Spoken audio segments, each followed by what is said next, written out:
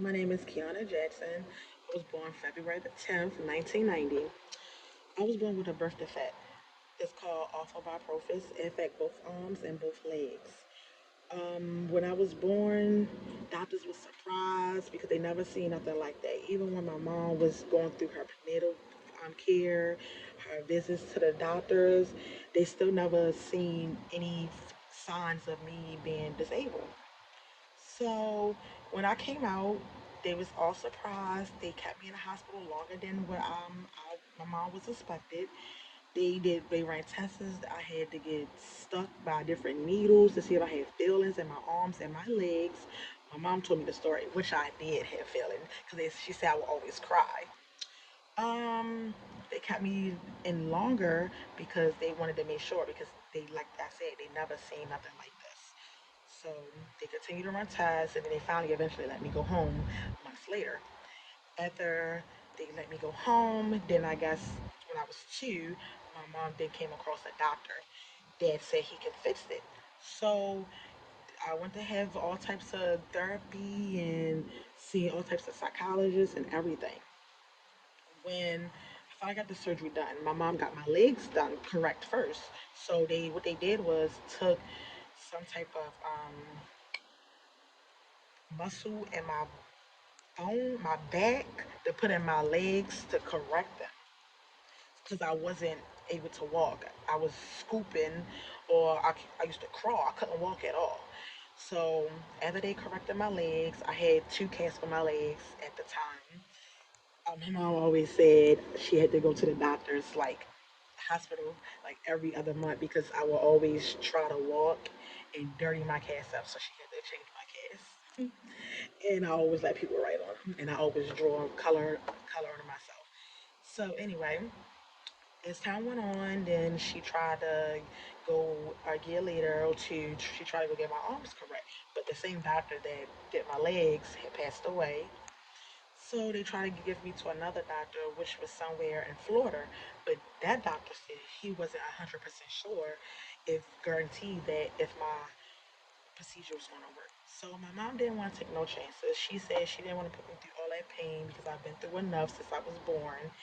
And she just dealt with it and did therapy. I did therapy and counseling, and the state and everybody has just been helpful with schools. I had like an aide would come write my notes for me. I had laptops, and I had a recorder, everything. They gave me the whole 9 yards. But eventually, as I'm going to the therapist and they teach me how to write, they teach me how to walk, I learned all of this on my own. I eventually learned how to write. So at that point, I didn't need nobody follow me to write notes or anything. So I didn't need the tutorer. I mean, I didn't need the aide no more. She was called an aide. I didn't need the aide no more to help me write. I was a little embarrassed because when I was in school, I was teased a lot. I still get teased to this day. I've been teased about how I walk, how I write, how my arms skinny, how my arms short, and so on. So that was a little embarrassed about the E following me around. But as time went on, I always wanted to be a mortician. I always wanted to work at a funeral home. I was just fascinated by cutting open animals and dissecting stuff, and yeah, I just loved it. So I was like, I want to be a mortician. I want to own my own funeral home when I grow up. And my family supported me. They said, you can do that. You can be what you want.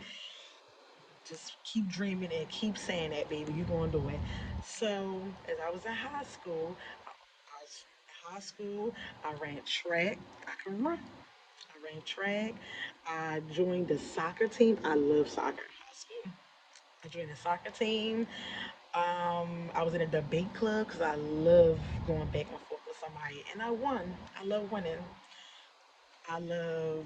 It was so much stuff I love doing, and I was always on the president list, the honor roll. I got a lot of certificates, a lot of rewards, trophies. I won math bees, spelling bees. I won a lot.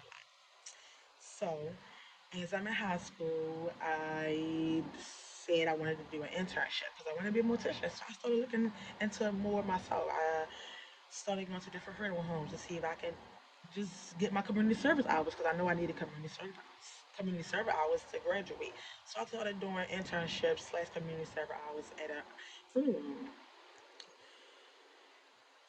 Then that's the downfall. That's when I realized that it wasn't for me because I don't know if it was the smell or was I too emotional.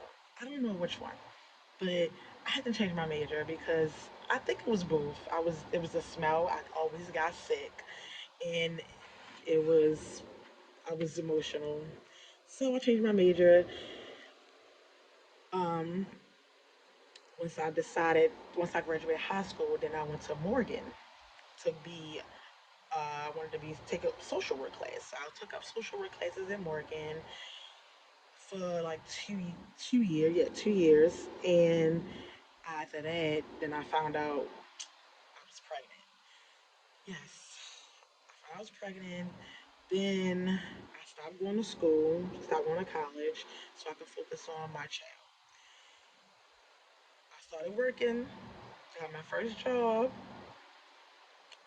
at Foreman Mills, a clothing store, and I worked.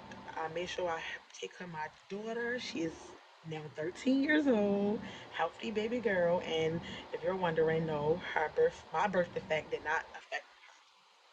So I started working and taking care of her, making sure she was good, making sure I was good, making sure my bills was paid, making sure everything.